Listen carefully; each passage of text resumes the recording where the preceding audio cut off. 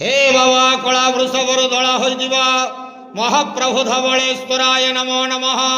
दीपम यदि परम ब्रह्म दीपम यदि जनार्दन दीपहरत मे पापो पूजा दीप नमस्तुते।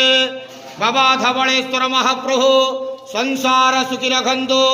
आज शुभ रविवार रे समस्त श्रद्धालु भक्त मान को आशीर्वाद करंतु, मनस्कामना पूर्ण करंतु, कर्म क्षेत्र उन्नति करंतु, ग्रहरिष्ट मान खंडन करंतु, जगतर मंगल करंतु, विश्वर कल्याण करंतु, आपणकर नाम प्रकाश करंतु, सेवकर डाक श्रवण करंतु, समस्त गुआवसा भक्त मानकर मनस्कामना पूर्ण करंतु।